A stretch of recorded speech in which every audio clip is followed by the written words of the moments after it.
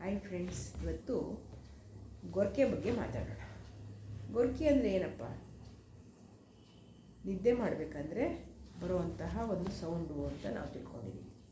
ಅಥವಾ ತುಂಬ ಆಯಾಸ ಆಗಿದ್ದರೆ ಈ ಒಂದು ಗೊರಕೆ ಮಾಡ್ತಾರೆ ಅಂತ ಹೇಳ್ತೀವಿ. ಕೆಲವರು ಏನು ಮಾಡ್ತಾರೆ, ಗೊರಕೆ ಹೊಡೆಯೋರನ್ನ ಕಂಡ್ರೆ ನಗ್ತಾರೆ, ಇನ್ನು ಕೆಲವರು ಬೈತಾರೆ, ಕೋಪ ಮಾಡ್ಕೊತಾರೆ. ಇದು ಕಾಮನ್ನು, ಎಲ್ಲರೂ ಮಾಡ್ತಾರೆ. ಎಲ್ಲರಿಗೂ ಗೊರಕೆ ಬರುತ್ತೆ. ಶರೀರ ಆಯಾಸ ಆಗಿದ್ದರೆ ಆ ಥರ ಗೊರಕೆ ಬರುತ್ತೆ. ಈ ಥರ ಕಾರಣಗಳನ್ನು ಹೇಳ್ತಾರೆ. ಆದರೆ ನಮ್ಮ ಶರೀರ ಸಿಗ್ನಲ್ ಕೊಡ್ತಾ ಇದೆ ಅನ್ನೋದು ಅವರಿಗೆ ಗೊತ್ತಿಲ್ಲ.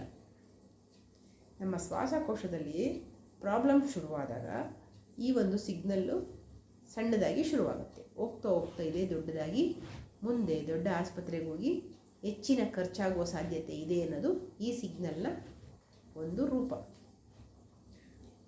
ಇದನ್ನು ಗೊರಕೆ ಹೊಡೆಯೋರನ್ನ ಎಬ್ಬಿಸೋದು ಅಥವಾ ಕ್ಲಿಪ್ ಹಾಕೋದು, ಈ ಥರ ಏನೇನೋ ಒಂದು ತಪ್ಪು ವಿಧಾನಗಳನ್ನು ಮಾಡ್ತಾ ಇರ್ತಾರೆ.